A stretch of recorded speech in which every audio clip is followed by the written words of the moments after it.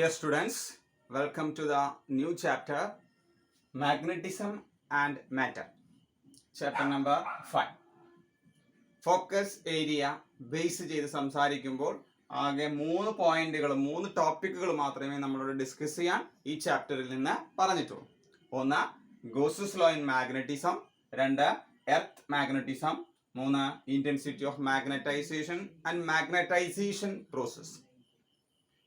നമുക്ക് ആദ്യമായിട്ട് ഈ ചാപ്റ്ററിന്റെ ഫോക്കസ് ഏരിയയിലേക്ക് വരുന്നതിന് മുൻപ് ഇതിന്റെ ഇൻട്രോഡക്ഷൻ ഒന്ന് നോക്കാം.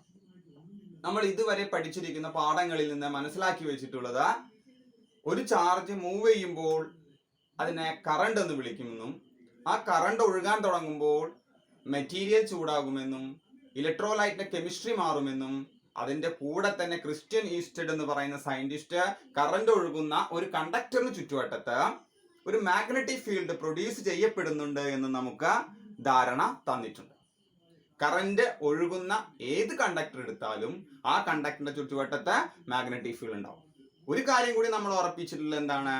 എവിടെ മാഗ്നറ്റിക് ഫീൽഡ് കണ്ടോ അതിന് കാരണക്കാരനായിട്ട് ഒരു കറന്റ് ഉണ്ടായിരിക്കും. കറന്റ് ഉണ്ടെങ്കിൽ മാത്രമേ മാഗ്നറ്റിക് ഫീൽഡ് പ്രൊഡ്യൂസ് ചെയ്യാൻ സാധിക്കത്തുള്ളൂ. അങ്ങനെയെങ്കിൽ നമുക്ക് മാഗ്നറ്റുകളെ പലതരത്തിൽ കണ്ടിട്ടുള്ളവരാണ്. വൈദ്യുതി ഒഴുകുമ്പോൾ കാന്തമാവുന്ന പദാർത്ഥങ്ങളെ നമ്മൾ കണ്ടിട്ടുണ്ട്. അതല്ലാതെ തന്നെ പ്രകൃതിദത്തമായ കാന്തങ്ങളെ നമ്മൾ കണ്ടിട്ടുണ്ട്. അയണിന്റെ ഓറായിട്ടുള്ള ഹെമറ്റൈറ്റ്, മാഗ്നറ്റൈറ്റ് തുടങ്ങിയ പദാർത്ഥങ്ങൾ പ്രകൃതിദത്തമായിട്ട് തന്നെ വസ്തുക്കളെ ആകർഷിക്കുവാനുള്ള കഴിവുള്ള പദാർത്ഥങ്ങളാണ്. ഈ പദാർത്ഥങ്ങൾ എന്തുകൊണ്ട് മറ്റു പദാർത്ഥങ്ങളെ ആകർഷിക്കുന്നു എന്നുള്ള അന്വേഷണമാണ് നമുക്ക് മാഗ്നറ്റ് എന്ന വാക്കിലേക്ക് നമ്മളെ എത്തിക്കുന്നത്. പ്രകൃതിദത്തമായി കാണപ്പെടുന്ന ഈ മാഗ്നറ്റുകളെ നമ്മൾ വിളിക്കുക നാച്ചുറൽ മാഗ്നറ്റ് ആണ്. നോക്കൂ, നാച്ചുറൽ മാഗ്നറ്റിന് ശേഷം നമ്മൾ മാഗ്നറ്റുകളെ പല രീതിയിൽ കൺസ്ട്രക്ട് ചെയ്തെടുത്തിട്ടുണ്ട്. ഒരു റെക്ടാങ്കുലർ ബാർ ഷേപ്പിൽ കൺസ്ട്രക്ട് ചെയ്തെടുത്ത മാഗ്നറ്റിനെ നമ്മൾ ബാർ മാഗ്നറ്റ് എന്നാണ് വിളിക്കുന്നത്. അത് നമ്മൾ കൺസ്ട്രക്ട് ചെയ്തെടുത്ത മാഗ്നറ്റ് ആണ്. So it is an artificial magnet. ഇപ്പൊ നാച്ചുറൽ മാഗ്നറ്റുകളുമുണ്ട്, ആർട്ടിഫിഷ്യൽ മാഗ്നറ്റുകളുമുണ്ട്. അങ്ങനെയെങ്കിൽ ഈ മാഗ്നറ്റുകൾക്ക് എവിടെ നിന്നാണ് മാഗ്നറ്റിക് ഫീൽഡ് പ്രൊഡ്യൂസ് ചെയ്യാൻ പറ്റുന്നത്, അതിൻ്റെ ഉള്ളിൽ എവിടെയാണ് കറണ്ട് എന്ന് നമുക്ക് സ്വാഭാവികമായിട്ടൊരു സംശയം വരേണ്ടതാണ്. അതിന്റെ അന്വേഷണമാണ് നമുക്ക് അൺപെയ്ഡ് ഇലക്ട്രോൺസ് ഉള്ള ആറ്റംസ് ചെറിയ രീതിയിൽ മാഗ്നറ്റിക് മൊമെന്റുകൾ, ഡൈപോൾ മൊമെന്റുകൾ ഉണ്ടാക്കുന്നുണ്ട് എന്നും, ചില ഡൈപോൾ മൊമെന്റുകൾ ക്യാൻസൽ ചെയ്യപ്പെടാത്ത പദാർത്ഥങ്ങൾ കാണപ്പെടുന്നുണ്ട് എന്നും, അത്തരം മാഗ്നറ്റിക് ഡൊമൈൻസ് ഉള്ള പദാർത്ഥങ്ങൾ നല്ല കാന്തങ്ങളായിട്ട് മാറുകയും ചെയ്യുന്നു എന്ന് നമ്മൾ മനസ്സിലാക്കും. എന്നാൽ ഭൂരിഭാഗം പദാർത്ഥങ്ങളും ഈ മാഗ്നറ്റിക് മൊമെന്റുകൾ ക്യാൻസൽ ചെയ്യപ്പെട്ടു പോകുന്ന അവസ്ഥയിലുമാണ് നിലനിൽക്കുന്നത്. അങ്ങനെയെങ്കിൽ ഭൂമിക്ക് മാഗ്നറ്റിക് ഫീൽഡ് ഉണ്ട് എന്നുള്ളൊരു ആശയം നമുക്ക് മുന്നേ അറിയാം. ഭൂമിക്ക് മാഗ്നറ്റിക് ഫീൽഡ് ഉണ്ട് സ്വന്തമായിട്ട്. ഭൂമിയുടെ മാഗ്നറ്റിക് ഫീൽഡിന്റെ ഓർഡർ 10⁻⁻5 ടെസ്ല ഓർഡറിലാണ്. ഭൂമിക്ക് എങ്ങനെയാണ് മാഗ്നറ്റിക് ഫീൽഡ് ഉണ്ടാകുന്നത് എന്നും ഭൂമിയുടെ മാഗ്നറ്റിക് ഫീൽഡ് എങ്ങനെയാണ് കൃത്യമായി നമ്മൾ മനസ്സിലാക്കുക എന്നുമാണ് ഈ ചാപ്റ്ററിൽ നമ്മൾ ഫോക്കസ് ചെയ്യുന്ന ഒരു പ്രധാനപ്പെട്ട ഏരിയ. നോക്കൂ, ഒരു ബാർ മാഗ്നറ്റ് നമ്മൾ റെപ്രസെന്റ് ചെയ്യുക ഇങ്ങനെയാണ്. ഒരു ബാർ മാഗ്നറ്റിന് ഒരു നോർത്ത് പോൾ ഉണ്ടായിരിക്കും, ഒരു സൗത്ത് പോൾ ഉണ്ടായിരിക്കും. ആ ബാർ മാഗ്നറ്റിന്റെ ഡയറക്ഷൻ സൗത്തിൽ നിന്ന് നോർത്തിലേക്കാണ് നമ്മൾ ഡയറക്ഷൻ കാണിക്കുക. ഒരു മാഗ്നറ്റിക് ഡൈപോൾ മൊമെന്റ് റെപ്രസെന്റ് ചെയ്ത് ഇങ്ങനെ ഒരു ഏരോ മാർക്കാണ്. ഈ ഏരോ ഹെഡ് നോർത്തും ഇത് ടെയില് സൗത്തുമായിട്ടാണ് നമ്മൾ എടുക്കാറുള്ളത്. അങ്ങനെ ഒരു ബാർ മാഗ്നറ്റ് റെപ്രസെന്റ് ചെയ്ത് കഴിഞ്ഞാൽ നമ്മൾ കണ്ടിട്ടുള്ളതാണ് മാഗ്നറ്റിക് ഫീൽഡിനെ റെപ്രസെന്റ് ചെയ്യുന്ന ലൈൻസ്, മാഗ്നറ്റിക് ഫ്ലക്സ് ലൈൻസ് നോർത്തിൽ നിന്ന് സ്റ്റാർട്ട് ചെയ്ത് സൗത്തിലേക്ക് എത്തുന്ന രീതിയിലാണ് നമ്മൾ വരയ്ക്കുക. എന്നാൽ സൗത്തിൽ നിന്ന് തുടർച്ചയായി അത് നോർത്തിലേക്ക് തന്നെ എത്തും. അപ്പൊ അതിന്റെ കണ്ടിന്യൂഷൻ ആണ് എന്റെ മാഗ്നറ്റിക് ഡൈപോൾ മൊമെന്റ് ഡയറക്ഷനായി ഞാൻ വരച്ചു വെച്ചിട്ടുള്ളത്. So it form A closed loops. ഇപ്പൊ മാഗ്നറ്റിക് ഫ്ലക്സ് ലൈൻസ് നമ്മൾ പറയുമ്പോൾ നോർത്തിൽ നിന്ന് തുടങ്ങി സൗത്തിലേക്ക് എത്തുകയും സൗത്തിൽ നിന്ന് നോർത്തിലേക്ക് തന്നെ തുടർച്ചയായി ഒരു സർക്കുലർ ലൂപ്പാണ് ഫോം ചെയ്യുകയും ചെയ്യുന്നത്. ഇങ്ങനെയുള്ളൊരു മാഗ്നറ്റ് ഒരു ക്ലോസ്ഡ് സർഫസിൽ കൊണ്ടുവച്ചാൽ, എന്ത് ഷേപ്പ് ആയിക്കോട്ടെ, ഷേപ്പ് ഒരു പ്രശ്നമല്ല, ഒരു ക്ലോസ്ഡ് സർഫസിന്റെ ഉള്ളിൽ കൊണ്ടുവച്ചാൽ ഇതുണ്ടാക്കുന്ന ഫ്ലക്സ് എത്രയായിരിക്കും എന്നാണ്. എന്താണ് മാഗ്നറ്റിക് ഫ്ലക്സ് എന്ന് പറഞ്ഞാൽ? ഒരു ഏരിയയ്ക്ക് പെർപെൻഡിക്കുലർ ആയിട്ട് കടന്നു പോകുന്ന മാഗ്നറ്റിക് ഫീൽഡ് ലൈൻസിനെ വിളിക്കുന്ന പേരാണ് മാഗ്നറ്റിക് ഫ്ലക്സ്. ഇലക്ട്രോസ്റ്റാറ്റിക്സിൽ നമ്മൾ ഇലക്ട്രിക് ഫ്ലക്സ് പഠിച്ചിട്ടുണ്ട്. അതേപോലെ മാഗ്നറ്റിക് ഫ്ലക്സ് എന്ന് പറഞ്ഞാൽ phi magnetic will be equal to surface integral E dot d എസിന് പകരം മാഗ്നറ്റിക് ഫീൽഡ് ആയതുകൊണ്ട് ഞാൻ എന്ത് എഴുതും, ബി ഡോട്ട് ഡി എസ്. ഒരു ഏരിയയ്ക്ക് പെർപെൻഡിക്കുലർ ആയി കടന്നു പോകുന്ന മാഗ്നറ്റിക് ഫ്ലക്സ് ലൈൻസിനെ വിളിക്കുന്ന പേരാണ്, മാഗ്നറ്റിക് ഫീൽഡ് ലൈൻസിനെ വിളിക്കുന്ന പേരാണ് മാഗ്നറ്റിക് ഫ്ലക്സ്. വെബർ എന്നുള്ള യൂണിറ്റിൽ തന്നെയാണ് നമ്മൾ അതും മെഷർ ചെയ്യാറുള്ളത്. അങ്ങനെയെങ്കിൽ ഞാൻ ഒരു മാഗ്നറ്റിനെ, ഒരു ബാർ മാഗ്നറ്റിനെ ഒരു ക്ലോസ്ഡ് സർഫസിന്റെ ഉള്ളിൽ കൊണ്ടുപോയി വെച്ചാൽ ഇതുണ്ടാക്കുന്ന ഫ്ലക്സ് എത്രയായിരിക്കും എന്നാണ്. നമുക്കൊരു ബാർ മാഗ്നറ്റ് എപ്പോഴും നോർത്തും സൗത്തും പോളുമായിട്ട് മാത്രമേ നിലനിൽക്കൂ. ഒറ്റയ്ക്ക് പോളായിട്ട്, സിംഗിൾ പോളായിട്ട് അതിന് നിൽക്കാൻ സാധിക്കത്തില്ല. Magnet will always exist in dipole, magnetic dipole എന്നാണ് അതിനെ വിളിക്കുന്നത്. ഇപ്പൊ നോർത്ത് പോൾ ഉണ്ടെങ്കിൽ സൗത്ത് പോൾ ഉണ്ടാവും. അങ്ങനെയെങ്കിൽ ഈ ഏരിയക്ക് പുറത്തേക്ക് ഞാനൊരു ഫ്ലക്സ് ലൈൻസ് വരച്ചാൽ സ്വാഭാവികമായി ഇത് കറങ്ങി തിരിഞ്ഞ് സൗത്തിൽ തന്നെ എത്തും. അപ്പൊ പുറത്തേക്കുള്ള ഫ്ലക്സിനെ പോസിറ്റീവ് എന്ന് പറഞ്ഞാൽ ഇപ്പുറത്തെ അകത്തേക്കുള്ള ഫ്ലക്സ് എന്തായി, നെഗറ്റീവ്. എത്ര ഫ്ലക്സ് ലൈൻസ് പുറത്തേക്ക് പോയോ അത്രയും ഫ്ലക്സ് ലൈൻസ് ബാർ മാഗ്നറ്റ് സംബന്ധിച്ച് തിരിച്ചെത്തും. അതുകൊണ്ട് ഒരു ക്ലോസ്ഡ് സർഫസിന്റെ ഉള്ളിൽ ഒരു ബാർ മാഗ്നറ്റ് വെച്ചാൽ ആ ക്ലോസ്ഡ് സർഫസിന്റെ ഉള്ളിൽ മാഗ്നറ്റിക് ഫ്ലക്സ് എന്ന് പറയുന്നത് ബി ഡോട്ട് ഡി എസ് കണ്ടാൽ നിങ്ങൾക്ക് കിട്ടാൻ പോകുന്ന ഉത്തരം 0 ആണ്. ഇതൊരു മാഗ്നറ്റിനെ സംബന്ധിച്ച് നിർബന്ധമായും അനുസരിച്ചേ മതിയാവും. ഇനി ഒരു കറണ്ട് ക്യാരിങ് കണ്ടക്ടർ വെച്ചു, അപ്പോഴും അതുണ്ടാക്കുന്ന ഫ്ലക്സ് എത്ര തന്നെയാണ്. ആ കറണ്ട് ക്യാരിങ് കണ്ടക്ടർ ഉണ്ടാക്കുന്ന മാഗ്നറ്റിക് ഫീൽഡിന് നോർത്ത് പോളും ഉണ്ടാവും സൗത്ത് പോളും ഉണ്ടാവും. നോർത്ത് പോൾ പുറത്തേക്ക് ഫ്ലക്സ് തരുന്നുണ്ടെങ്കിൽ സൗത്ത് പോള് ഉള്ളിലേക്ക് ഫ്ലക്സ് തരുന്നുണ്ടാവും. That means the surface integral of magnetic field over a closed surface will be definitely 0. ഒരു ക്ലോസ്ഡ് സർഫസിനെ സംബന്ധിച്ച് മാഗ്നറ്റിക് ഫീൽഡിനെ നിങ്ങൾ സർഫസ് ഇന്റഗ്രേഷൻ നടത്തി കഴിഞ്ഞാൽ നിങ്ങൾക്ക് കിട്ടുക 0 ആയിരിക്കും. നോക്കൂ, ഗോസസ് തിയറത്തിൽ എന്താണ്, ഇ ഡോട്ട് ഡി എസ് കണ്ടു കഴിഞ്ഞാൽ Q by epsilon 0 ആയിരുന്നു. കാരണം അതിന്റെ ഉള്ളിൽ ചാർജിനെ വെക്കാൻ പറ്റും സിംഗിൾ ആയിട്ട്. എന്നാൽ നമുക്കൊരു മാഗ്നറ്റിനെയോ ഒരിക്കലും ഒരു ബോളായിട്ട് ക്ലോസ്ഡ് സർഫസിന്റെ ഉള്ളിൽ വെക്കാൻ പറ്റില്ല. ഇത് തന്നെയാണ് അതിന്റെ വ്യത്യാസം. കറണ്ട് ക്യാരിങ് ചെയ്യുന്ന റിങ് കൊണ്ട് സ്ട്രേറ്റ് കണ്ടക്ടർ കൊണ്ടുവച്ചാലോ അപ്പോഴും അതുണ്ടാക്കുന്ന മാഗ്നറ്റിക് ഫീൽഡ് 2 പോൾ ഉണ്ടാവും. ഒറ്റ പോളായിട്ട് അതിന് നിലനിൽക്കാൻ പറ്റില്ല. എന്നാൽ ഇലക്ട്രോസ്റ്റാറ്റിക്സ് പഠിക്കുമ്പോൾ ഒറ്റ ചാർജ് ആയിട്ട് നിൽക്കാൻ പറ്റും. പോസിറ്റീവ് ആണെങ്കിൽ ക്ലോസ്ഡ് സർഫസിന്റെ ഉള്ളിൽ വരാം, നെഗറ്റീവ് ആണെങ്കിൽ വരാം. അതുകൊണ്ട് നിങ്ങൾക്ക് ഇലക്ട്രോസ്റ്റാറ്റിക്സിൽ ഇലക്ട്രിക് ഫ്ലക്സ് കണ്ടപ്പോൾ Q by epsilon 0 കിട്ടിയിരുന്നു. എന്നാൽ മാഗ്നറ്റോസ്റ്റാറ്റിക്സിൽ എത്തിയാൽ surface integral of B dot D S കണ്ടാൽ നിങ്ങൾക്ക് കിട്ടുന്ന ഉത്തരം എന്ത് മാത്രമേ ആവൂ, 0. So this is called Gauss's law in magnetism. ഇലക്ട്രോസ്റ്റാറ്റിക്സിലെ ഗോസസ് ലോ എന്താണ്, surface integral E dot D S equal to Q by epsilon 0 ആയിരുന്നുവെങ്കിൽ അത് മാഗ്നറ്റിസത്തിലേക്ക് വരുമ്പോൾ surface integral B dot D S 0 മാത്രമേ ഉത്തരം തരൂ. എന്താണ് ഇക്വേഷൻ നമ്മളോട് പറയുന്നത് മനസ്സിലായോ? ഒരു മാഗ്നറ്റ് എല്ലായ്പ്പോഴും 2 പോളുകളുള്ള രീതിയിലേ നിൽക്കൂ. അതുകൊണ്ടാണ് ഈ ഉത്തരം ഈ കണ്ട ബി ഡോട്ട് ഡി എസ് കണ്ടപ്പോൾ ഉത്തരം 0 ആയി പോയത്. That means Gauss's law indicate a magnet will always exist in 2 poles. Magnet always exists in magnetic dipole form. കാന്തത്തിന് 2 ധ്രുവങ്ങളുള്ള രീതിയിൽ മാത്രമേ നിലനിൽക്കാൻ സാധിക്കത്തുള്ളൂ എന്നുകൂടി സൂചിപ്പിക്കുന്ന നിയമമാണ് Gauss's law in magnetism. Okay, earth's magnetism, ഭൂമിയുടെ മാഗ്നറ്റിസത്തെ കുറിച്ചാണ് ഈ ടോപ്പിക്കിൽ ഡിസ്കസ് ചെയ്യുന്നത്. ഈ ടോപ്പിക്കിലെ ഏറ്റവും പ്രധാനപ്പെട്ട ഫോക്കസ് ഏരിയ കൂടിയാണ് എർത്ത്സ് മാഗ്നറ്റിസം. നോക്കൂ, ഒരു ബാർ മാഗ്നറ്റിനെ സ്വതന്ത്രമായി നമ്മൾ ഭൂമിയിൽ സർഫസിൽ തൂക്കിയിട്ടാൽ ആ ബാർ മാഗ്നറ്റിന്റെ നോർത്ത് പോൾ സ്ഥലപരമായി നമ്മൾ നോർത്ത് എന്ന് ചൂണ്ടിക്കാണിക്കുന്ന സ്ഥലത്തേക്കാണ് ഏകദേശം അലൈൻ ചെയ്തു വയ്ക്കുക. അപ്പൊ ഒരു കാന്തത്തിന് സ്വതന്ത്രമായി തൂക്കിയിട്ടാൽ നോർത്തിലേക്ക് മാത്രമേ വന്ന് നിൽക്കൂ എന്നുള്ളതിനാൽ ആരോ ഒരു മാഗ്നറ്റ് ഈ കാന്തത്തെ അങ്ങോട്ട് പിടിച്ച് വലിച്ചു കൊണ്ടുപോകുന്നുണ്ട് എന്ന് നമുക്ക് വേണമെങ്കിൽ അനുമാനിക്കാം.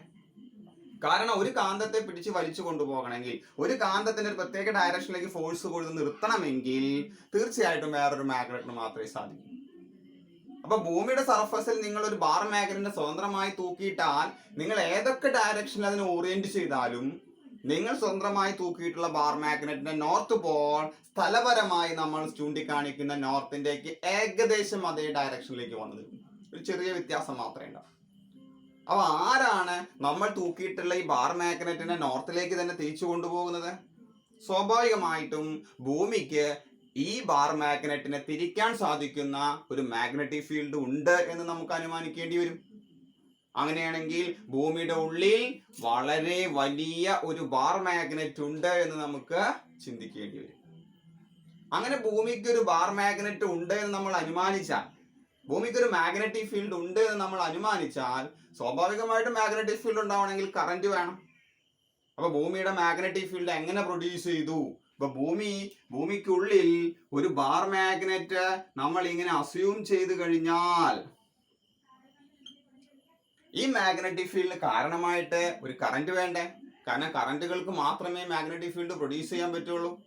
അതുകൊണ്ട് ഒരുപാട് തിയറികളുണ്ട് ഭൂമിയുടെ മാഗ്നറ്റിക് ഫീൽഡിനെ സംബന്ധിച്ച്. 10⁻⁵ ടെസ്ല ഓർഡറിൽ ഭൂമിയുടെ മാഗ്നറ്റിക് ഫീൽഡ് സൃഷ്ടിക്കപ്പെടുന്നുണ്ട്. ഈ മാഗ്നറ്റിക് ഫീൽഡ് ഉള്ളത് കൊണ്ടാണ് ജീവജാലങ്ങൾക്ക് ഭൂമിയിൽ നിലനിൽക്കാൻ കൂടി സാധിക്കുന്നത്. അപ്പൊ പ്രധാനപ്പെട്ട ഒരു സംഭവമാണത്, തള്ളിക്കളയാൻ പറ്റില്ല.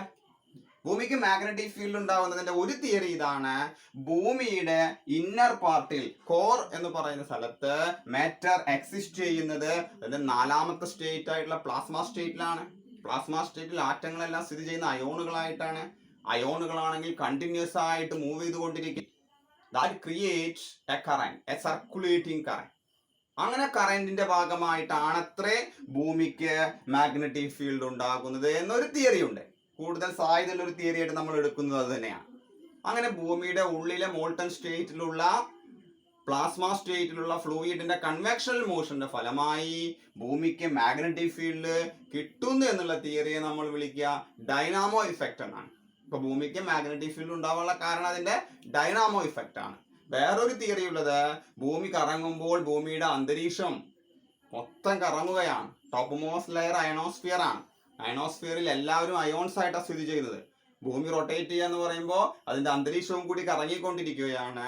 അതുകൊണ്ട് ഈ അന്തരീക്ഷത്തിന്റെ സർക്കുലാർ മോഷൻ ഒരു കറന്റ് ഉണ്ടാക്കുന്നുണ്ട് എന്നും, ആ കറന്റ് കൊണ്ടാണ് ഭൂമിക്ക് മാഗ്നറ്റിക് ഫീൽഡ് ഉണ്ടാകുന്നത് എന്നുള്ള ഒരു തിയറിയും ഉണ്ട്. എന്നാൽ അതിനേക്കാൾ സാധ്യതയുള്ള തിയറിയായിട്ട് ശാസ്ത്രലോകം അംഗീകരിച്ചിട്ടുള്ളത് ഡൈനാമോ ഇഫക്റ്റ് ആണ്. ഭൂമിയുടെ മാഗ്നറ്റിക് ഫീൽഡ് കൃത്യമായി വിശദമായി നമുക്ക് മനസ്സിലാക്കുന്നതിന് വേണ്ടി 3 പാരാമീറ്റേഴ്സിനെ നമുക്ക് പഠിക്കേണ്ടതുണ്ട്. 3 ഫിസിക്കൽ ക്വാണ്ടിറ്റികൾ നമ്മൾ പരിചയപ്പെടേണ്ടതുണ്ട്. That 3 physical quantities are called magnetic elements of Earth.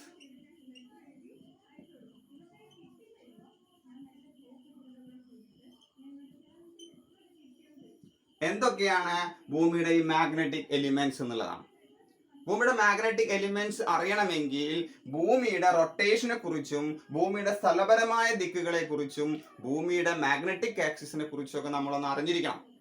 ഭൂമിയെ നിങ്ങൾക്ക് ഒരു സ്പിയർ ആയിട്ട് അസ്യൂം ചെയ്താൽ, ഭൂമിയുടെ സ്ഥലപരമായ 4 ദിശകൾ നിങ്ങൾ രേഖപ്പെടുത്തി കഴിഞ്ഞാൽ, നോർത്ത്, സൗത്ത്, ഈസ്റ്റ്, വെസ്റ്റ് സ്ഥലപരമായിട്ടുള്ള ദിക്കുകൾ നിങ്ങൾ രേഖപ്പെടുത്തി കഴിഞ്ഞാൽ, നോർത്ത് സൗത്ത് ആക്സിസിലൂടെ ഭൂമിയുടെ നടുവിലൂടെ ഒരു ആക്സിസ് ഫിറ്റ് ചെയ്ത് കൊടുത്താൽ, that axis of rotation of earth is called geographic axis. Axis of rotation of Earth is called geographic axis. That means an axis passing through geographic north and south pole. ഇതിലൂടെ ഒരു ax കൊടുത്താൽ, അതേസമയം ഭൂമിക്ക് ഒരു magnetic field ഉണ്ടെന്നും ഭൂമിയുടെ magnetic field അതിന് പ്രധാന കാരണമായിട്ട് അതിന്റെ ഉള്ളിൽ സ്ഥിതി ചെയ്യുന്ന പ്ലാസ്മ സ്റ്റേറ്റിലുള്ള ഫ്ലൂയിഡിന്റെ റൊട്ടേഷൻ ആണ് എന്ന് നമുക്കറിയാം. അതുകൊണ്ട് ഭൂമിക്കുള്ള മാഗ്നറ്റിക് ഫീൽഡ് ഒരു ബാർ മാഗ്നറ്റ് ഭൂമിയുടെ ഉള്ളിൽ ഫിറ്റ് ചെയ്തതുപോലെ നിങ്ങൾക്ക് അസ്യൂം ചെയ്യാം. ഭൂമിയുടെ ആ ബാർ മാഗ്നറ്റിന്റെ ആക്സിസ് എടുത്താൽ ആ ആക്സിനെ വിളിക്കുന്ന പേരാണ് മാഗ്നറ്റിക് ആക്സിസ് ഓഫ് എർത്ത്. ഇപ്പൊ 2 ആക്സിസുകളായി, ജിയോഗ്രഫിക് ആക്സിസ് ഉണ്ട്, മാഗ്നറ്റിക് ആക്സിസ് ഉണ്ട്. നോക്കൂ, നിങ്ങളൊരു കാന്തത്തെ സ്വതന്ത്രമായി തൂക്കിയിട്ടാൽ ആ കാന്തത്തിന്റെ നോർത്ത് പോളാണ് സ്ഥലപരമായി നോർത്ത് എന്ന് പറയുന്ന സ്ഥലത്തേക്ക് വരുന്നത്. പക്ഷെ സ്ഥലപരമായ നോർത്തിന് നിങ്ങൾ തൂക്കിയിട്ട കാന്തവുമായിട്ട് യാതൊരു പ്രതിപ്രവർത്തനവുമില്ല. കാരണം ഒരു കാന്തത്തെ ഇഫക്റ്റ് ചെയ്യുന്നത് വേറൊരു കാന്തം മാത്രമാണ്. അപ്പൊ സ്ഥലം നിങ്ങൾ ചൂണ്ടിക്കാണിക്കുന്ന ആൾക്ക് ഭൂമിയുടെ കാന്തിക മണ്ഡലവുമായി നിങ്ങൾ തൂക്കിയിട്ട കാന്തവുമായി യാതൊരു ബന്ധവുമില്ല. അതുകൊണ്ട് നിങ്ങൾ തൂക്കിയിട്ട കാന്തത്തിന്റെ നോർത്ത് പോൾ ഭൂമിയുടെ സ്ഥലപരമായ നോർത്തിലേക്ക് നിൽക്കുന്നുണ്ട് എന്ന് വന്നാൽ അതിന്റെ അർത്ഥം ഭൂമിയുടെ ഉള്ളിൽ നിങ്ങൾ അസ്യൂം ചെയ്ത ബാർ മാഗ്നറ്റിന്റെ സൗത്ത് പോൾ ആയിരിക്കണം നിങ്ങൾ തൂക്കിയിട്ട കാന്തത്തിന്റെ നോർത്ത് പോൾ വരുന്ന സ്ഥലത്ത് വരേണ്ടത്. ശരിയല്ലേ? ഇപ്പൊ ഞാൻ ഇങ്ങനെ തൂക്കിയിട്ട കാന്തത്തിന്റെ നോർത്ത് പോൾ ഇങ്ങോട്ട് അലൈൻ ചെയ്താൽ അതിന്റെ അർത്ഥം ഭൂമിയുടെ ഉള്ളിലെ കാന്തം എന്ന് പറയുന്നതിന്റെ സൗത്ത് പോൾ അവിടെ വരണം. കാരണം സൗത്ത് ആണ് നോർത്തിനെ അട്രാക്ട് ചെയ്യുന്നത്. അതുകൊണ്ട് ഭൂമിയുടെ ഉള്ളിൽ ഒരു ഹ്യൂജ് ബാർ മാഗ്നറ്റ് അസ്യൂം ചെയ്താൽ യഥാർത്ഥത്തിൽ അതിന്റെ സൗത്ത് പോൾ ഇവിടെയും നോർത്ത് പോൾ ഇവിടെയുമാണ് വരിക. ഈ സൗത്ത് പോൾ എവിടെയാണ് നിൽക്കുന്നത്? സ്ഥലപരമായി നോർത്ത് എന്ന് രേഖപ്പെടുത്തിയ സ്ഥലത്താണ്.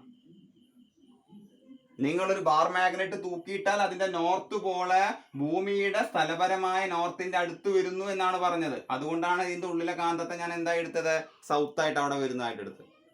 പക്ഷെ നമ്മൾ പഠിക്കുന്നതിലുമായി കൺഫ്യൂഷൻ ഇല്ലാതിരിക്കാൻ ഭൂമിയുടെ ഉള്ളിലുള്ള കാന്തത്തിന്റെ നോർത്ത് എന്നാണ് ഞാൻ ഇവിടെ രേഖപ്പെടുത്തുക. ആക്ച്വലി അവിടെ സൗത്ത് ആണ് കേട്ടോ, മറക്കരുത്.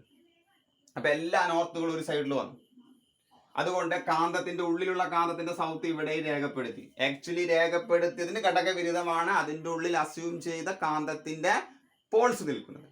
അതുകൊണ്ട് ഞാനൊരു മാഗ്നറ്റിക് ഫ്ലെക്സ് ലൈൻ വരച്ചാൽ അത് നോർത്തിൽ നിന്ന് തുടങ്ങി സൗത്തിലേക്ക് എത്തുന്ന രീതിയിൽ വരച്ചാൽ ആ ഏരോ മാർക്ക് നോർത്തിൽ നിന്ന് സൗത്തിലേക്ക് അല്ല കാണിക്കുക, പകരം സൗത്തിൽ നിന്ന് നോർത്തിലേക്ക് എന്നുള്ള രീതിയിലാണ്. എന്തുകൊണ്ടായിരിക്കും?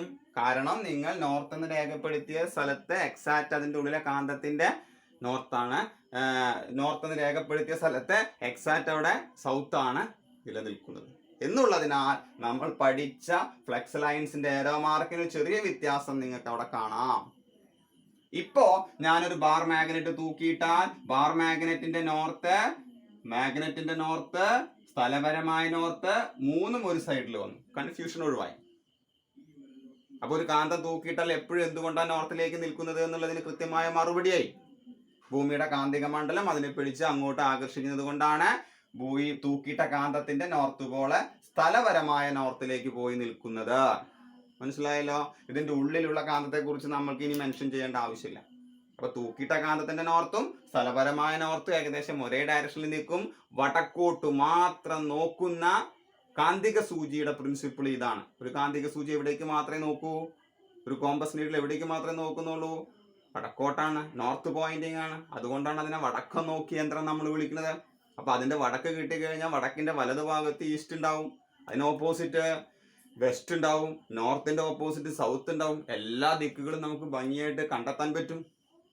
അതുകൊണ്ട് ഡയറക്ഷൻ പറയാൻ ഉപയോഗിക്കുന്ന ആളാണ് കോമ്പസ് നീഡിൽ. മനസ്സിലായല്ലോ? ഈ മാഗ്നറ്റിന്റെ ആക്സിസിനെ വിളിക്കുന്ന പേരാണ് മാഗ്നറ്റിക് ആക്സിസ്. നോക്കൂ, ആക്സിസ് ഓഫ് റൊട്ടേഷൻ അഥവാ ജിയോഗ്രഫിക് ആക്സിസിനെ മുറിച്ചുകൊണ്ട് ഒരു വലിയ സർക്കിൾ ഭൂമിയുടെ സർഫസിലൂടെ വരച്ചാൽ, ഈ ആക്സിസിന് പെർപെൻഡിക്കുലർ ആയിട്ട് ഒരു സർക്കിൾ വലിയ വൃത്തം ഭൂമിയുടെ സർഫസിൽ വരച്ചാൽ അതിനെ വിളിക്കുന്ന പേരാണ് ജിയോഗ്രഫിക് ഇക്വേറ്റർ. അങ്ങനെയെങ്കിൽ മാഗ്നറ്റിന്റെ ആക്സിന് പെർപെൻഡിക്കുലർ ആയിട്ട് ഒരു വലിയ വൃത്തം ഭൂമിയുടെ സർഫസിലൂടെ വരച്ചാൽ അതിനെ വിളിക്കുന്ന പേരാണ് മാഗ്നറ്റിക് ഇക്വേറ്റർ. നാലാളുകളായി. ഇനി ഞാൻ ഈ ഭൂമിയെ തുല്യമായ രണ്ട് ഭാഗങ്ങളാക്കി മാറ്റാൻ പോവുകയാണ്. ഞാൻ ഭൂമിക്ക് കുറുകെ അതിന്റെ നോർത്ത് സൗത്ത് ആക്സിസിൽ പാരലായിട്ട് ഒരു പ്ലെയിൻ സർഫസ്, ഒരു ബ്ലേഡ് വെച്ചുകൊണ്ട് ഭൂമി രണ്ട് കഷ്ണമാക്കി എന്ന് വിചാരിക്കുക. അങ്ങനെയെങ്കിൽ ഭൂമി രണ്ട് ഈക്വൽ പാർട്ടായിട്ട് ജിയോഗ്രഫിക് ആക്സിസിലൂടെ മുറിച്ചു മാറ്റുന്ന പ്ലെയിൻ സർഫസിനെ വിളിക്കുന്ന പേരാണ് ജിയോഗ്രഫിക് മെറിഡിയൻ. ശ്രദ്ധിക്കേണ്ട ആളാണ്. ജിയോഗ്രഫിക് മെറിഡിയൻ എന്ന് പറഞ്ഞാൽ it is a plane surface that divide earth into two equal halves along the geographic axis. അങ്ങനെയെങ്കിൽ മാഗ്നറ്റിക് ആക്സിസിലൂടെ ഭൂമിയെ രണ്ടായിട്ട് മുറിക്കാം. അതിന്റെ പേരെന്തായിരിക്കും? Magnetic meridian. ശ്രദ്ധിക്കേണ്ട ആളാണ്. ജിയോഗ്രഫിക് മെറിഡിയൻ ഉണ്ട്, മാഗ്നറ്റിക് മെറിഡിയൻ ഉണ്ട്. A plane surface that divide earth into two equal halves along the geographic axis is known as geographic meridian. A plane surface that divide earth into two equal halves along the magnetic axis is called magnetic meridian. ഈ രണ്ട് ആക്സിസുകളും തമ്മിൽ ഒരിക്കലും coincide ചെയ്യുന്നില്ല എന്നുള്ളതാണ് പ്രധാനം. ഏകദേശം 11.3 ഡിഗ്രിയോളം ഇവയ്ക്കിടയ്ക്കുള്ള angle വരുന്നുണ്ട്. ഈ ആംഗിളുകളും അതേപോലെ തന്നെ Geographic axis, magnetic axis, Geographic equator, magnetic equator തുടങ്ങിയ ആളുകളും വെച്ചുകൊണ്ടാണ് മാഗ്നറ്റിക് എലിമെന്റ്സ് ഓഫ് എർത്ത് ഞാൻ നിങ്ങൾക്ക് വിശദമായി വിശദീകരിക്കാൻ പോകും. Magnetic elements of earth. The first magnetic element of earth is declination. എന്താണ് ഡിക്ലിനേഷൻ എന്നാണ് ഭൂമിയുടെ മൊത്തം മാഗ്നറ്റിക് ഫീൽഡിനെ കുറിച്ച് വിശദമായി പറയാൻ വേണ്ടി വരുന്ന പാരാമീറ്ററുകളിലെ ആദ്യത്തെ ആളാണ് ഡിക്ലിനേഷൻ. ഡി എന്നുള്ള സിമ്പലാണ് നമ്മൾ അതിന് കൊടുക്കുന്നത്. നോക്കൂ, ഇങ്ങനെ ഒരു പ്ലെയിൻ സർഫേസ് ഭൂമിയെ രണ്ടായി മുറിച്ചാൽ അതിന്റെ പേരാണ് ജിയോഗ്രഫിക് മെറിഡിയൻ. ഇങ്ങനെ മുറിച്ചാൽ നമ്മൾ അതിനെ വിളിച്ച പേരാണ് മാഗ്നറ്റിക് മെറിഡിയൻ. ഈ രണ്ട് മെറിഡിയനുകൾക്ക് ഇടയ്ക്ക് വരുന്ന ആംഗിളിന്റെ പേരാണ് declination. So declination is the angle between Geographic Meridian and magnetic Meridian. ഈ ജിയോഗ്രഫിക് മെറിഡിയന്റെയും മാഗ്നറ്റിക് മെറിഡിയന്റെയും ഇടയ്ക്കുള്ള ആംഗിളുകൾ നമ്മൾ നിൽക്കുന്ന സ്ഥലത്തിനനുസരിച്ച് മാറിക്കൊണ്ടിരിക്കുകയാണ്. നമ്മൾ ഇവിടെയാണ് നിൽക്കുന്നതെങ്കിൽ ഇവിടത്തെ മാഗ്നറ്റിക്, ഇവിടെ നിന്നുകൊണ്ടുള്ള മാഗ്നറ്റിക് മെറിഡിയനും ജിയോഗ്രഫിക് മെറിഡിയന്റെ ഇടയ്ക്കുള്ള ആംഗിൾ ആണ് പറയേണ്ടത്. അതുകൊണ്ട് സ്ഥലം മാറുന്നതിനനുസരിച്ച് ഡിക്ലിനേഷൻ എന്ന് പറയുന്ന ആംഗിൾ മാറിക്കൊണ്ടിരിക്കും. The second element is inclination. It is represented by I. It is also called dip angle. എന്താണ് ഇൻക്ലിനേഷൻ എന്നുള്ളതാണ്. നോക്കൂ, ഭൂമിയുടെ മാഗ്നറ്റിക് ഫീൽഡ് ഇവിടെ നിന്ന് കറങ്ങി ഇതിലേക്ക് ഫ്ലെക്സ് ലൈൻസ് വരച്ചാൽ ഇതിന്റെ അർത്ഥം ഇവിടെയുള്ള മാഗ്നറ്റിക് ഫീൽഡ് സർഫസുമായി ഉണ്ടാക്കുന്ന ആംഗിൾ 90 ഡിഗ്രിയാണ്. അതേസമയം ഇക്വിറ്റോറിയൽ റീജിയനിലൂടെ കടന്നു പോകുമ്പോൾ ഈ സ്ഥലത്ത് ഉണ്ടാക്കുന്ന ആംഗിൾ എന്ന് പറയുന്നത് ആംഗിളിന് തീറ്റ എന്ന് കൊടുത്താൽ, നമ്മൾ ഐ എന്നാണ് കൊടുത്തിട്ടുള്ളത് കേട്ടോ, ഐ എന്ന് കൊടുത്താൽ അതിന്റെ വില 0 ഡിഗ്രിയാണ്. അത് ഇവിടെ മാഗ്നറ്റിക് ഫീൽഡ് 90 ഡിഗ്രിയും ഇക്വിറ്റോറിയൽ റീജിയനിൽ അത് 0 ഡിഗ്രിയുമാണെങ്കിൽ അതിന്റെ ഇടയ്ക്ക് വരുന്ന സ്ഥലങ്ങളിലൊക്കെ 0ക്കും 90ക്കും ഇടയ്ക്കുള്ള ആംഗിളുകൾ പല രീതിയിൽ വരുന്നുണ്ട്. ഇക്വിറ്റോറിയൽ റീജിയനിലെ ഭൂമിയുടെ മാഗ്നറ്റിക് ഫീൽഡ് സർഫസുമായി ഉണ്ടാക്കുന്ന ആംഗിൾ 0 ഡിഗ്രിയും പോളാർ റീജിയനിൽ, നോർത്ത് സൗത്ത് പോൾ റീജിയനിൽ ഭൂമിയുടെ മാഗ്നറ്റിക് ഫീൽഡ് സർഫസുമായി ഉണ്ടാക്കുന്ന ആംഗിൾ എത്രയാ? 90 ഡിഗ്രി. കാരണം ഭൂമിയുടെ മാഗ്നറ്റിക് ഫീൽഡ് സർഫസിൽ നിന്ന് കുത്തനെയാണ് പുറത്തേക്ക് പോണത്, പിന്നെ ചെരിഞ്ഞു തിരിച്ചു വരികയാണ്. അപ്പൊ കുത്തനെ പോകുന്ന സ്ഥലത്ത് ഉണ്ടാക്കുന്ന ആംഗിൾ 90 ആ, പാരലായിട്ട് വരുന്ന സ്ഥലത്ത് ഉണ്ടാക്കുന്ന ആംഗിൾ 0 ഡിഗ്രിയാ. ഈ ഭൂമിയുടെ മാഗ്നറ്റിക് ഫീൽഡ് സർഫസുമായി ഉണ്ടാക്കുന്ന ആംഗിളിനെ വിളിക്കുന്ന പേരാണ് inclination. It is the angle made by total magnetic field of earth with the surface. Here it is 90 degree and here it is 0 degree. This angle is called inclination. അവിടെ ഭൂമിയുടെ magnetic field സർഫസുമായി 0ക്കും 90ക്കും ഇടയ്ക്കുള്ള angle ആണ് ഉണ്ടാക്കുന്നത് എന്നുള്ളത് മനസ്സിലായല്ലോ. അങ്ങനെ 0ക്കും 90ക്കും ഇടയ്ക്കുള്ള angle ഉണ്ടാക്കുന്നുണ്ടെങ്കിൽ സ്വാഭാവികമായി ഭൂമിയുടെ മാഗ്നറ്റിക് ഫീൽഡ് എന്ന് പറയുന്ന വെക്ടർ ക്വാണ്ടിറ്റിയെ നിങ്ങൾക്ക് രണ്ട് ഭാഗമായിട്ട് മുറിക്കാം. സർഫസിലേക്ക് ഉള്ള ഭാഗമെന്നും സർഫസിന് പെർപെൻഡിക്കുലർ ആയിട്ടുള്ള ഭാഗമെന്നും. അതുകൊണ്ട് മൂന്നാമത്തെ പാരാമീറ്ററിനെ വിളിക്കുന്ന പേരാണ് horizontal component of earth magnetic field, and it is represented by BH or horizontal component of Earth's magnetic field, HE. രണ്ട് പേര് സിമ്പലിലും അത് രേഖപ്പെടുത്താറുണ്ട്. അപ്പൊ ഞാൻ ആ ഭൂമിയുടെ മാഗ്നറ്റിക് ഫീൽഡ് സർഫസുമായി ഉണ്ടാക്കുന്ന ആംഗിളെ ഒന്ന് ഗ്രാഫിക്കലി ഇങ്ങോട്ട് മാറ്റി വരച്ചാൽ ഇത് ഭൂമിയുടെ സർഫസ് ആണെന്ന് കരുതുക. സർഫസുമായിട്ട് ഒരു പ്രത്യേക ആംഗിൾ ഉണ്ടാക്കിക്കൊണ്ടാണ് ഭൂമിയുടെ മാഗ്നറ്റിക് ഫീൽഡ് കടന്നു പോകുന്നത്. എർത്ത് മാഗ്നറ്റിക് ഫീൽഡ് എന്ന അർത്ഥത്തിലാണ് BE കൊടുത്തിട്ടുള്ളത്. അങ്ങനെയാണെങ്കിൽ എർത്ത് മാഗ്നറ്റിക് ഫീൽഡ് സർഫസുമായി ഉണ്ടാക്കുന്ന ആംഗിളിന്റെ പേരാണ് ഇൻക്ലിനേഷൻ, I. ഈ ഇൻക്ലിനേഷന്റെ വില ഇവിടെ 90 വരുന്ന ഞാൻ പറഞ്ഞത്, കാരണം അവിടെ കുത്തനെ നിൽക്കുന്നത്. അപ്പൊ ഈ ഫീൽഡ് നേരെ ഇങ്ങനെ നിൽക്കണ്ടാവും, മനസ്സിലായില്ലേ? ഈ ഇൻക്ലിനേഷന്റെ വില ഇവിടെ എത്തുമ്പോൾ 0 ഡിഗ്രി വരുന്നതാണ് പറഞ്ഞത്. അപ്പൊ അത് സർഫസിലൂടെ കടന്നു പോകുന്നതാണ്. അപ്പൊ അത് ഇങ്ങനെയാവും നിൽക്കുന്നുണ്ടാവും ഇതിന്റെ പാരലായി.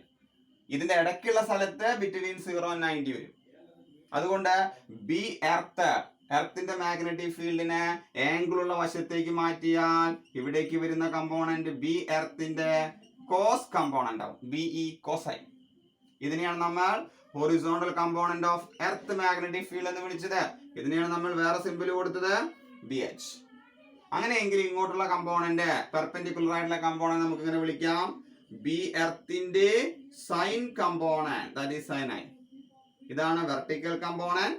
Vertical component is represented by ZE. It is also represented by B vertical.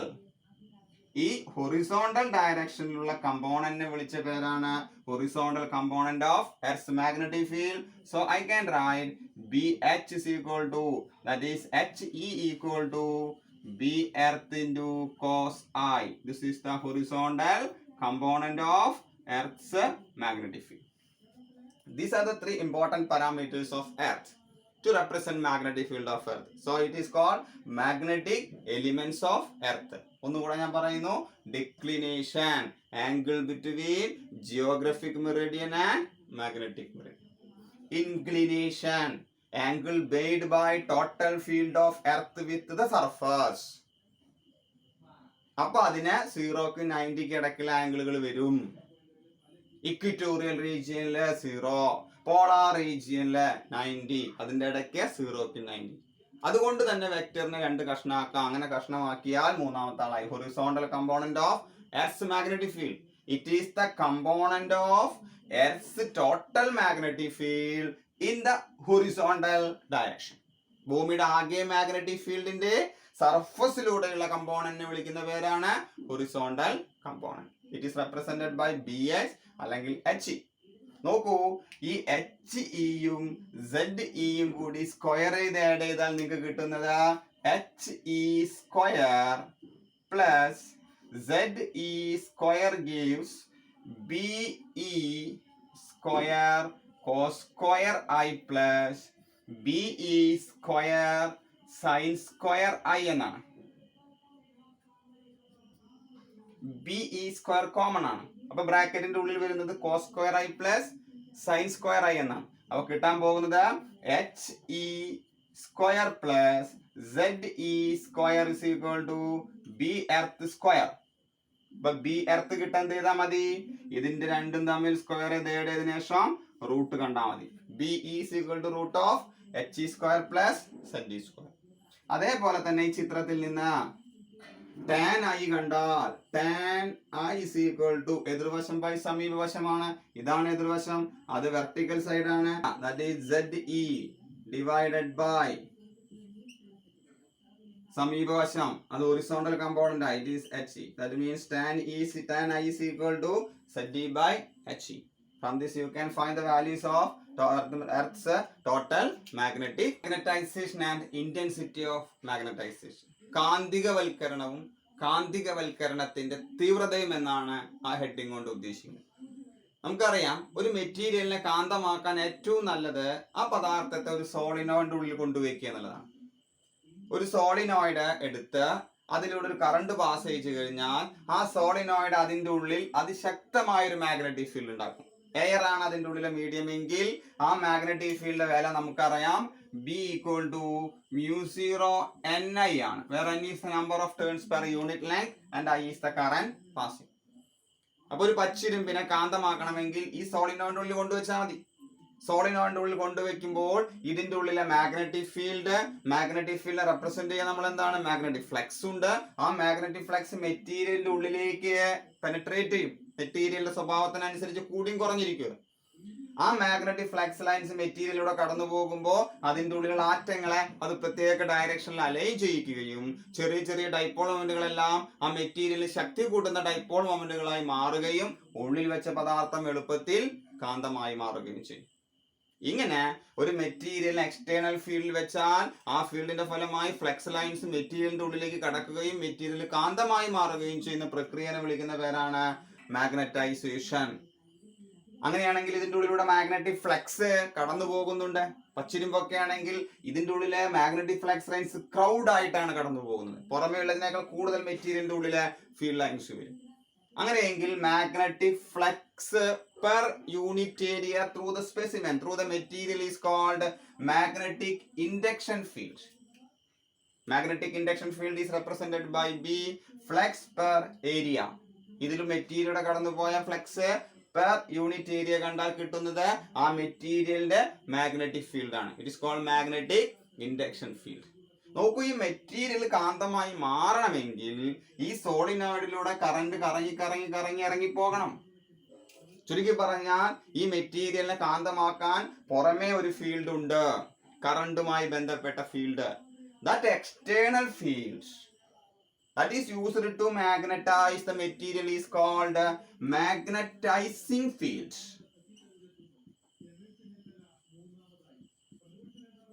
And it is represented by H. Actually, H is related with the current. That magnetic field used to magnetize a material, external field that is used to magnetize a material is called magnetizing field. ഉറപ്പായിട്ടും ഇവിടെ produce ചെയ്യുന്ന magnetic induction ഫീൽഡിന്റെ വില H ഫീൽഡുമായിട്ട് നേർ ബന്ധമുണ്ടായിരിക്കും. H ഫീൽഡിന്റെ വില കൂടിയാൽ സ്വാഭാവികമായിട്ടും മെറ്റീരിയലിന്റെ കാന്തിക ശക്തി കൂടും. So I can write magnetic induction field is directly proportional to H ആണ്. ഇതിന്റെ ഉള്ളിൽ എയർ ആണെങ്കിൽ എനിക്ക് എഴുതാം B C equal to constant of proportionality mu zero ആണ് വരിക. So you get mu zero H. ഇതിന്റെ ഉള്ളിലുള്ള മീഡിയം എയർ അല്ലെങ്കിൽ you can write B C equal to mu h, where mu or mu zero is called permeability of the medium inside the material. So magnetic induction field ആയി, magnetizing field ആയി, then magnetic permeability ആയി. Ability of a medium to allow the passage of magnetic flux line is called magnetic permeability. ഒരു മീഡിയത്തിലേക്ക് flux ലൈൻസിനെ കടത്തി വിടുവാനുള്ള മീഡിയത്തിന്റെ സ്വഭാവത്തെയാണ് permeability എന്ന് വിളിക്കുന്നത്. ഒരു മീഡിയത്തിന്റെ പെർമിയബിലിറ്റിയെ എയറിന്റെ പെർമിയബിലിറ്റിയുമായി കമ്പയർ ചെയ്ത് പറയുകയാണെങ്കിൽ അതിനെ വിളിക്കുന്ന പേരാണ് റിലേറ്റീവ് പെർമിയബിലിറ്റി. നോക്കൂ, ഈ ഫ്ലക്സ് ലൈൻസ് ഇതിന്റെ ഉള്ളിലേക്ക് പെനട്രേറ്റ് ചെയ്യുമ്പോഴാണ് മെറ്റീരിയൽ മെല്ലെ മെല്ലെ കാന്തമായിട്ട് മാറുന്നത്. ആ മാഗ്നറ്റൈസിങ് ഫീൽഡാണ് അതിന് പ്രധാനമായിട്ട് വരുന്നത്. മെറ്റീരിയലിന്റെ പെർമിയബിലിറ്റിക്ക് അതിൽ വലിയ റോളുണ്ട്, അതിന് കിട്ടുന്ന കാന്തിക ശക്തിക്ക്. അങ്ങനെയാണെങ്കിൽ അതിന്റെ ഉള്ളിൽ ആറ്റങ്ങൾ അലൈൻ ചെയ്താൽ കിട്ടുന്ന ഡൈപോൾ മൊമെന്റ് എം നെറ്റ് എന്നാണ് വിളിക്കുന്നത്. ഡൈപോൾ മൊമെന്റ് പെർ യൂണിറ്റ് വോളിയത്തെ വിളിക്കുന്ന പേരാണ് intensity of magnetization. It is represented by M. The dipole moment per unit volume inside the material, the specimen, is known as intensity of magnetization. കാന്തികവൽക്കരണത്തിന്റെ തീവ്രത എന്നാണ് അതുകൊണ്ട് ഉദ്ദേശിക്കുന്നത്. നോക്കൂ, ശരിക്കും പറഞ്ഞാൽ ഇതിന്റെ ഉള്ളിൽ അനുഭവപ്പെടുന്ന ഫീൽഡ് എന്ന് പറയുന്നത് നമ്മൾ എന്താ എഴുതി വെച്ചിട്ടുള്ളത്? B equal to mu zero H ആണ്. ഒരു മെറ്റീരിയലും കൂടി അതിന്റെ ഉള്ളിൽ ഇരിക്കുന്നുണ്ടെങ്കിൽ ആ മെറ്റീരിയലിന്റെ ഒരു ഫീൽഡ് കൂടി അവിടെ വരുന്നുണ്ട്. ഇതിന്റെ ഉള്ളിൽ അനുഭവപ്പെടുന്ന ടോട്ടൽ ഫീൽഡ് എന്ന് പറയുന്നത് B equal to mu zero H മാത്രമല്ല, എച്ച് പ്ലസ് എം ഉണ്ട്. ഇതാണ് ടോട്ടൽ ഫീൽഡിന്റെ equation. B equal to mu zero H plus M. മെറ്റീരിയലിൽ കിട്ടിയ കാന്തിക ശക്തി യൂണിറ്റ് വോളിയത്തിന്റെ ഉള്ളിൽ എത്രയുണ്ട് എന്ന് പറയുന്നതിനെ വിളിക്കുന്ന പേരാണ് ഇന്റൻസിറ്റി ഓഫ് മാഗ്നറ്റൈസേഷൻ. ശരിക്കും പറഞ്ഞാൽ ആ മെറ്റീരിയല് എത്ര നല്ല കാന്തിക വസ്തുവാണ് എന്ന് തിരിച്ചറിയാൻ ഇയാളുടെ വില കിട്ടിയാൽ മതി. കിട്ടിയ കാന്തിക ശക്തി കുറെ നേരം സൂക്ഷിച്ചു വെക്കുന്ന പദാർത്ഥങ്ങളുണ്ട്, എളുപ്പം നഷ്ടപ്പെടുന്ന പദാർത്ഥങ്ങളുണ്ട്. ഇന്റൻസിറ്റി ഓഫ് മാഗ്നറ്റൈസേഷന്റെ വില നോക്കിക്കൊണ്ട് പദാർത്ഥം നല്ല കാന്തമായി മാറുന്ന പദാർത്ഥമാണോ എന്ന് പറയാൻ പറ്റും. കാരണം ഒരു മെറ്റീരിയലിനെ മാഗ്നറ്റൈസേഷന് വിധേയമാക്കി ഒരു കഷ്ണം മുറിച്ചു നോക്കിയാൽ നല്ല കാന്തിക ശക്തി ഉണ്ടെങ്കിൽ നമുക്ക് പറയാം മെറ്റീരിയൽ മൊത്തം നല്ല കാന്തമായിട്ട് മാറിയിട്ടുണ്ട്. എത്ര എളുപ്പത്തിൽ കാന്തമായി മാറുന്നു എന്ന് മനസ്സിലാക്കാൻ വേണ്ടി നമ്മൾ എടുക്കുന്ന ടേമാണ് മാഗ്നറ്റിക് സസെപ്റ്റിബിലിറ്റി. എക്സം എന്നാണ് വിളിക്കുക. ഈ എക്സം എന്ന് പറയുന്നത് ഇന്റൻസിറ്റി ഓഫ് മാഗ്നറ്റൈസേഷന്റെയും മാഗ്നറ്റൈസിങ് ഫീൽഡിന്റെയും റേഷ്യോയെ വിളിക്കുന്ന പേരാണ് മാഗ്നറ്റിക് സസെപ്റ്റിബിലിറ്റി. എം എത്ര ഉണ്ടായി എച്ചിനനുസരിച്ച്, എക്സ്റ്റേണൽ ഫീൽഡിനനുസരിച്ച് എത്ര എളുപ്പത്തിൽ ഒരു പദാർത്ഥം കാന്തമായി മാറും എന്ന് പറയാനുള്ള ആളാണ് magnetic susceptibility. Psi or Xm. It is a ratio of intensity of magnetization to the magnetizing field. നോക്കൂ, H field ആണ് external field. H field equation വരുന്നത് B is equal to mu 0 H ആണ്. At the same time, you know, inside the solenoid magnetic field is mu 0 Ni. ഇത് രണ്ടും compare ചെയ്ത് കഴിഞ്ഞാൽ B is equal to mu 0 H ഉം B equal to mu 0 Ni കൂടി compare ചെയ്ത് കഴിഞ്ഞാൽ നിങ്ങൾക്ക് കിട്ടാൻ പോകുന്ന equation H is equal to Ni എന്നാണ്. Number of turns per unit length into current ആണ്. അപ്പൊ കറണ്ടുമായി ബന്ധപ്പെട്ട ടേമാണ് മാഗ്നറ്റൈസിങ് ഫീൽഡ്. അതുകൊണ്ട് തന്നെ അതിന്റെ യൂണിറ്റ് എന്ന് പറയുന്നത് ആംപിയർ പെർ മീറ്റർ ആണ്. കറണ്ടിന്റെ unit ampere, number of turns per unit length by length per meter, so its unit is ampere per meter. These are the important terms in magnetization. എന്താണ് magnetization? When a material is placed in a magnetic field, flux lines penetrate into the medium and it undergo magnetization process. Dipole moments align in a particular direction and the material become a magnet. That process is known as magnetization. The dipole moment developed per unit volume inside the material is known as intensity of magnetization. A very important term, capital M. ഒരു material കാന്തമാക്കാൻ പറ്റുന്ന പദാർത്ഥമാണോ അല്ലയോ എന്ന് തീരുമാനിക്കുന്നത് M വെച്ചിട്ടാണ്. എന്നാൽ എത്ര എളുപ്പത്തിൽ കാന്തമായി മാറാൻ പറ്റുമെന്ന് പറയുന്ന ടേം മാഗ്നറ്റിക് സസെപ്റ്റിബിലിറ്റി ആണ്. Xm is equal to M/H. These are the important focus area points of this chapter. Magnetic മെറ്റീരിയലിന്റെ ഡിവിഷൻ ഒന്നും നമുക്ക് ഫോക്കസ് ഏരിയയിലില്ല, അതുകൊണ്ട് കൂടുതൽ ഡിസ്കഷൻ ഞാൻ വിടുന്നില്ല. Okay, thank you.